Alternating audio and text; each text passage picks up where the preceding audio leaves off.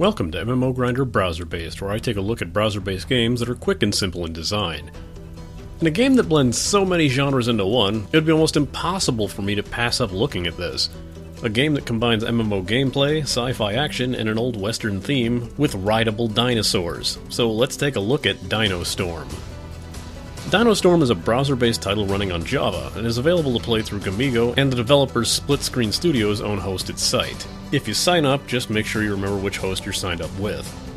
The game looks decent for a browser-based title, not as good as City of Steam or any other game running on the Unity engine, as the Java platform lends to a lot more polygonal and low-res texture models, seen much more in the characters that you create. But the dinosaurs make more clever use of the low polygon count, and look to have a lot more nicer and detailed textures.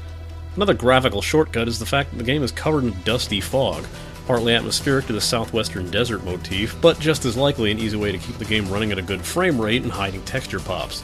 The graphics you're seeing right now? Yeah, that's as good as this game gets. I definitely have to remark on this game's music, which does extremely well to blend the genres here. The Wild West is represented well in the country western guitar twangs, the sci-fi elements represented with high-tech synthesized techno-like elements, and the prehistoric theme accented with a tribal drum beat that brings the whole thing together, and it is extremely clever. I honestly think that the music is one of the better parts of this game, the title theme setting the tone right away, the Dinoville theme being a low-key western town atmosphere at the forefront, and the combat theme is really good, starting with a steel guitar riff that builds with more and more instruments and an overall intensity before it resets, or combat ends. I'd love to showcase that track for you, but the game makes an odd decision to only allow you to adjust the volume by including music and sound only, or just silence. Sound doesn't really go into any kind of sci-fi territory at all, as even your laser guns fire with loud pops like they're ballistic weapons. Otherwise, it's mostly just the growls you'll hear from creatures and dinosaurs alike. There isn't much choice to creating your character, save for a few hats, shirts, and the color of your starting dino. You're taken to a pretty basic tutorial that shows how the various game mechanics work, and get a few quests before heading into the main city area of Dinoville. If at any time you need to recap something that you learned in the tutorial, clicking the question mark at the top will bring it back to browse through. All combat and movement in the game is done from the back of your dinosaur, using WASD or clicking to move. Target an enemy and click attack when it appears on screen, or hit the spacebar to start auto-attacking whenever you target. You'll start firing your gun, and you can run around in any direction while you're auto-firing. You also have plenty of slotted skills to gain with more levels. There's attacks that pertain to your weapon, and attacks that pertain to your dino. Your starter dino comes equipped with a channeled bite attack, and will later gain a leap attack that requires some distance. You'll also have a heal with a fairly low cooldown that you can use by pressing E. Next to your health meter, there's also a power meter, which acts more like a rage counter. The longer you attack, the more it builds, and using any power will drain it. If you wait until the meter is maxed out, each skill will gain a secondary ability, like adding extra attack power, adding a stun, or in the case of your heal, increasing the amount that you end up healing overall. Your character isn't what correlates with your stats, as it depends entirely on what type of dino you're riding. You can get a new one pretty easy at level 3 by visiting the dino store after you've collected 5 sapphires. Higher level dinos will require more gems of different types, dropped by higher level enemies. You can then store any dinosaur that you unlock and switch between them as you wish. You can unlock them with Cash Shop Gold as well, although many are level limited. You can strengthen your dinosaurs by finding the Dino Doctor and using the drops that you'll find from various enemies, but upgrades are also level limited, unless you use gold to unlock one of the limits. You can even augment dino stats with the implants that are unlocked at level 10. While the tutorial seems pretty quick and straightforward, entering Dinoville slows the pace quite a bit, and a lot of the quests are somewhat boring for such a promising premise. For a game where you're a laser-shooting cowboy riding on a dinosaur, having to spend a lot of the time doing mail delivery means someone really dropped the ball on this quest design. Kill quests are oddly few and far between, and the game is a bit of a grind factor, with quests that you obtain being endlessly repeatable and giving out what seems to be at random. You'll gather 3 types of currency in the game: gold, the Cash Shop currency, Dino Bucks, which can be traded for the Cash Shop currency, and Fame, which has uses such as activating the Guardian PvP immunity buff. While purchasing the gold coins is of course much faster, you can technically save up and trade them if you're willing to put up with the grind. Another thing to strive for are the various achievements that the game lists, each with a reward for completion, sometimes even granting gold for completing an entire page.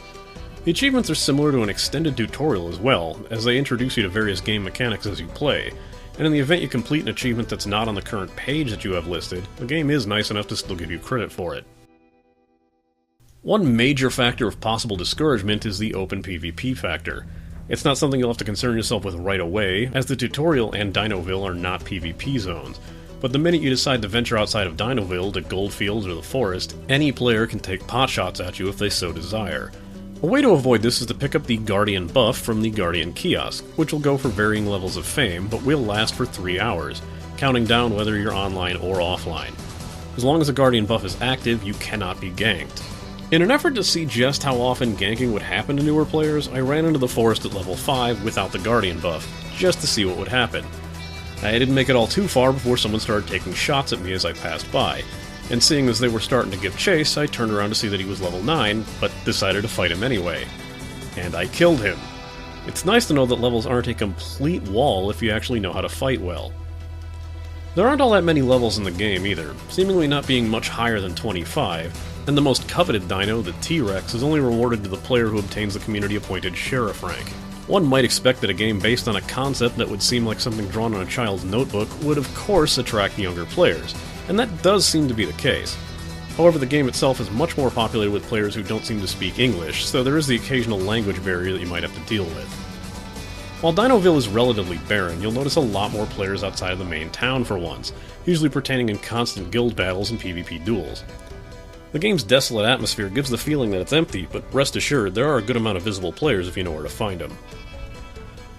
As repeatedly mentioned, most of the cash shop currency can be used making game items a bit easier to obtain, but they can also be used on the various costume pieces, dino colors, and other cosmetic items.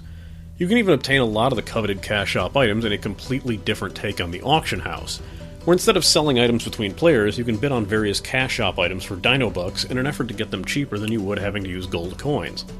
Purchasing even a small amount of gold coins qualifies you for Dino Storm Plus, a VIP-style program that grants you 200% more experience and a special outfit and a few more unlocks. The most interesting aspect is that once you unlock Dino Storm Plus, it's yours as long as you play the game, and it doesn't expire.